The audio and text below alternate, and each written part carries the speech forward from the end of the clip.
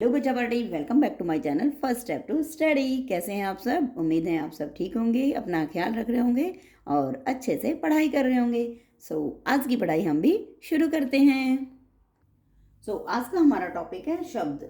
क्या था कि बच्चों कल जो हमने किया था शब्द कितने प्रकार के होते हैं, कैसे होते हैं, कैसे बनते हैं, तो आज हम उन्हीं का विस्तृत रूप देखेंगे, यानी कि उनका विस्तार रूप देखेंगे। जैसे हमने कहा था कि अर्थ के आधार पर, पहला हमारा क्या था कि कितने आधारों पर हमने बांटा था? 4 आधारों पर। तो हमारा फर्स्ट था अर्थ के आधार पर।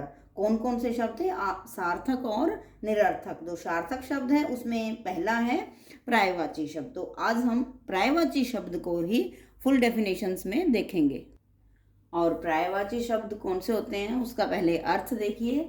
यानी पर्यायवाची शब्द किसे कहते हैं? जिन शब्दों का अर्थ समान होता है उन्हें पर्यायवाची या समानार्थी शब्द कहते हैं।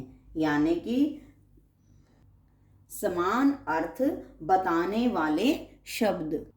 जैसे पर्याय का मतलब होता है समान और वाची का अर्थ होता है बोले जाने वाले, यानी कि एक तरह, एक समान और एक जैसे ही बोले जाने वाले।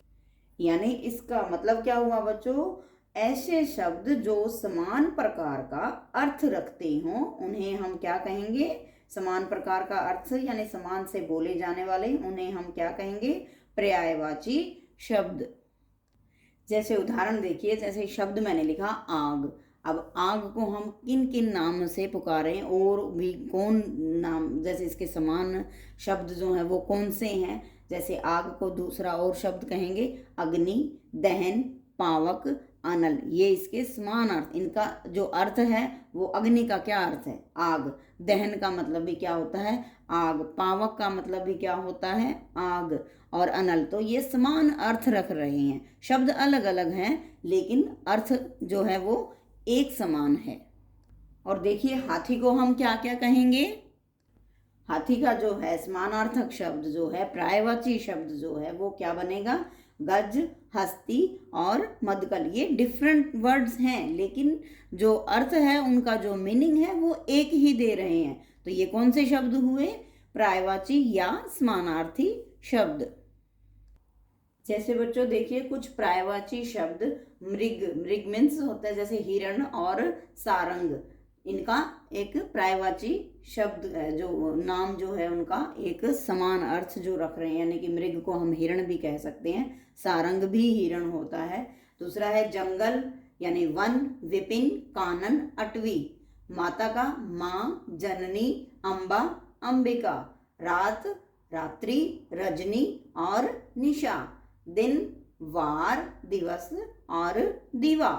वृक्ष, पेड़, तरु और विटप।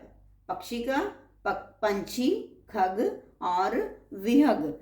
ऐसे ये कुछ ऐसे शब्द है जो एक समान अर्थ रख रहे हैं, जिनका जो लिखना अलग है, वर्ड्स जो है इसके अंदर वो अलग है, लेकिन उनका जो अर्थ है वो एक ही है। समान जो अर्थ है वो रखते हैं।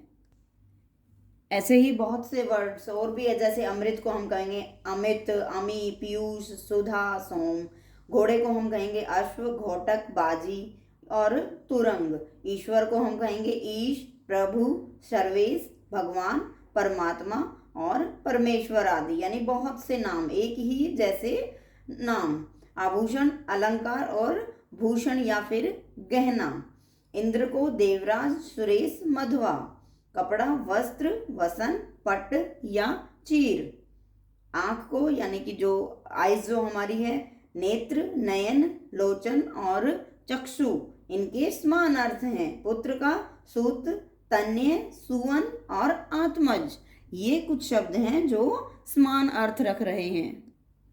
और बच्चों हमारा दूसरा जो है वो है निरर्थक शब्द। अब ये निरर्थक शब्द क्या होते हैं?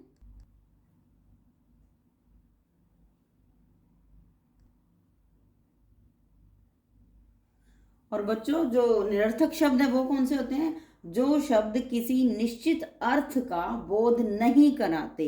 मीन्स जिनका जो निश्चित जो वर्ड जो होता है हमारा, उसका राइट वे में आंसर या उसका अर्थ या उसका मीनिंग जो है उसका बोध नहीं करवाते, यानी उनसे हमें किसी सही अर्थ का मीनिंग जो है, वो शब्द का मीनिंग जो होता है वो नहीं मिलता है, वो निरर्थक शब्द कहलाते हैं। यानी उन शब्दों का कोई अर्थ नहीं होता, लेकिन हम लोग उनको अपने आम रूटीन की भाषा में जो है हम उन्हें इस्तेमाल करते हैं। जैसे वे शब्द कौन से हैं बच्चों? जैसे पानी वानी, चाय शाय, सोना वोना, जीना शीना, काम वाम, चप्पल वप्पल।